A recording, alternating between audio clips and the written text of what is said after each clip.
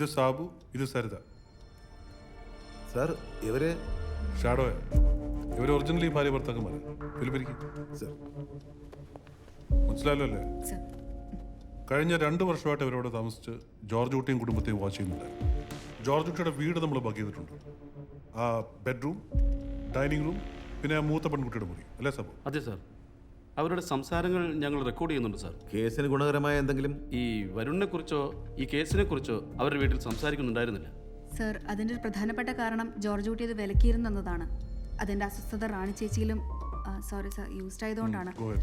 റാണിയിലും മൂത്ത മകൾ അഞ്ജുവിലും ആ അസ്വസ്ഥത ഉണ്ടായിരുന്നു. ഇവരെ കൊണ്ട് ഈ കാര്യങ്ങൾ സംസാരിക്കാനുള്ള സാഹചര്യം ഉണ്ടാക്കലായിരുന്നു ഞങ്ങളുടെ ശ്രമം. അതിൽ ചെറിയൊരു ബ്രേക്ക് ത്രൂ ഉണ്ടായിട്ടുണ്ട്. ഇനി മുതൽ നിങ്ങൾ 3 പേരുമായിരിക്കും ഈ ഇൻവെസ്റ്റിഗേഷനിൽ എൻ്റെ core team. Sir. You will keep all information confidential and you will report only to me. Sure. Sure, sir. Now, before I proceed, ഈ കേസിൻ്റെ ഇതുവരെയുള്ള ഇവൻസിൻ്റെ ഒരു ട്രജക്ടറി ഉണ്ട്. അത് ഞാൻ പ്രസൻറ്റ് ചെയ്യാം. ലിസൺ.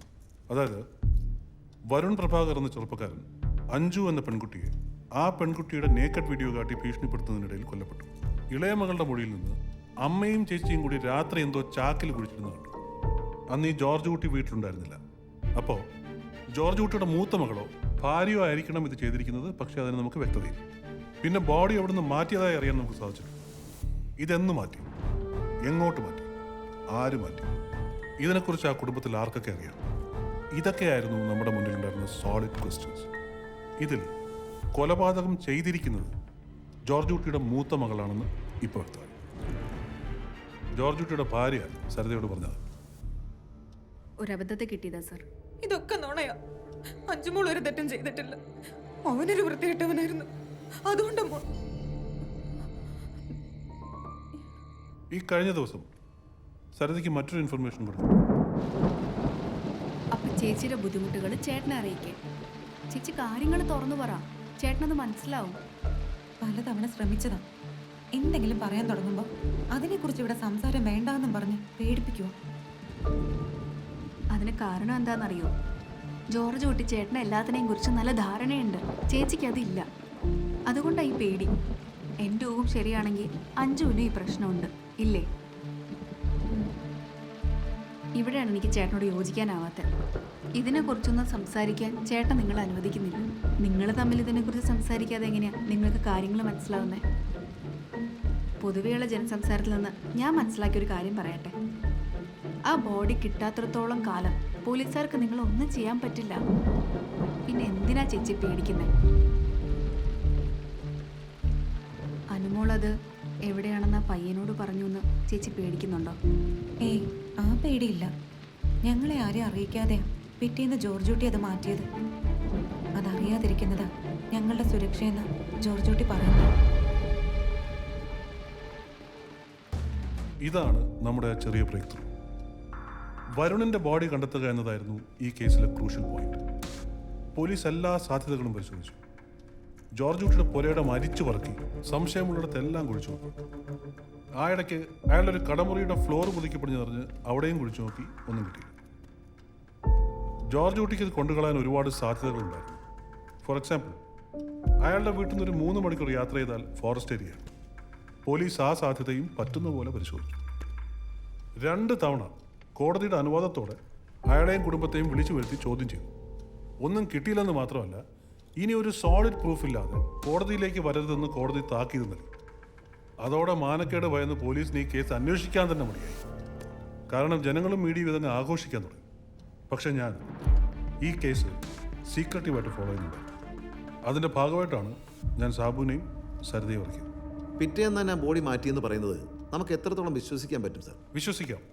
കാരണം ഹ്യൂമൻ ബോഡിയുടെ റിമെയിൻസ് എന്തെങ്കിലും കണ്ടെത്തുമെന്ന് അറിയാനായി ഞങ്ങൾ അന്ന് തന്നെ ആ കുഴിയിലെ മണ്ണെടുത്ത് പരിശോധനയ്ക്ക് അയച്ചിരുന്നു. Not even a single trace was found.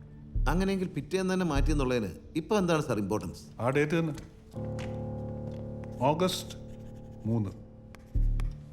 ഇനി ഞാൻ പറയുന്നത് ശ്രദ്ധിച്ചു കേൾക്കും. August 2 വരുൺ പ്രഭാകർ കൊല്ലപ്പെടുന്നു. ആ ദിവസം തന്നെയാണല്ലോ ജോർജ് കുട്ടിയും കുടുംബവും ധ്യാനത്തിന് പോയി എന്ന് അവകാശപ്പെടുന്നത്. August 2 രാത്രി ജോർജ് കുട്ടിയുടെ വൈഫും മൂത്ത മകളും ചേർന്ന് വരുണിൻ്റെ ബോഡി കുഴിച്ചിടും. പിറ്റേന്ന് രാവിലെ എത്തിയ ജോർജ് കുട്ടി വരുണിൻ്റെ കാറ് കണ്ടെത്തി അത് തൊടുപുഴയ്ക്കപ്പുറത്തുള്ള മുല്ലശ്ശേരിയിൽ ഒരു പാറമടയിൽ കൊണ്ടുപോയി. തിരികെ തൊടുപുഴ ടൗണിലെത്തി ഹോട്ടൽ ബില്ലും തിയേറ്റർ ടിക്കറ്റും സംഘടിപ്പിച്ച ശേഷം വൈകുന്നേരത്തെ KSRTC ബസ്സിൽ കയറി അയാൾ തിരിച്ച് വീട്ടിലെത്തി.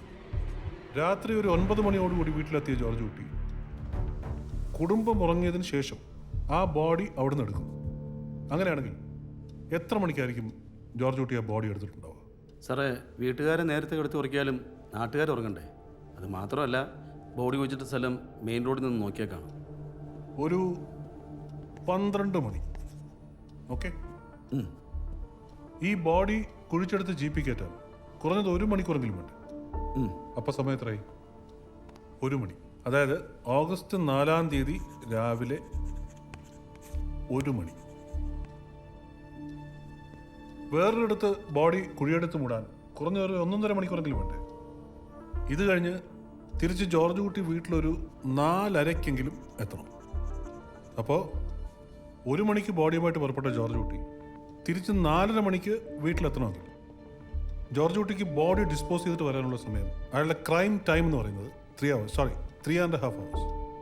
ഇതിൽ 1.5 മണിക്കൂർ സമയം ബോഡി കുഴിച്ചിടും. ബാക്കി 2 മണിക്കൂർ അപ്പ് ആൻഡ് ഡൗൺ ട്രാവൽ. അതിൻ്റെ അർത്ഥം ഓരോ മണിക്കൂർ അങ്ങോട്ടും ഇങ്ങോട്ടും. ഈ അസംഷൻ ശരിയാണെങ്കിൽ ജോർജ് കുട്ടി അയാളുടെ വീട്ടിൻ്റെ ഒരു 50 കിലോമീറ്റർ റേഡിയസിനുള്ളിലായിരിക്കണം ബോഡി കുഴിച്ചിട്ടിരിക്കുന്നത്. ബോഡി യൂസ് ചെയ്യും. സാർ 4:30 തന്നെ അയാൾ തിരികെ വന്നു എന്ന് എങ്ങനെ പറയാൻ പറ്റും? ഒരുപക്ഷെ അതൊരു 5:30 or 6 ആയിക്കൂടെ? പിറ്റേ ദിവസം രാവിലെ, അതായത് ഓഗസ്റ്റ് 4-ാം തീയതി രാവിലെ 5:45 ബസ്സിലാണ് ജോർജ് കുട്ടിയും കുടുംബവും തൊടുപുഴയ്ക്ക് പോയത് ഡേ റിക്രിയേറ്റ് ചെയ്യാൻ. ആ ദിവസങ്ങളിൽ, അതായത് ഓഗസ്റ്റ് 4-5 ദിവസങ്ങളിൽ അയാളുടെ കുട്ടികൾ സ്കൂളിൽ പോയിട്ടില്ല. അങ്ങനെ 5:45 ബസ്സിന് അവർക്ക് പോകണമെങ്കിൽ ആ കുടുംബം ഒരു 5 മണിക്കെങ്കിലും എഴുന്നേക്കണ്ടേ?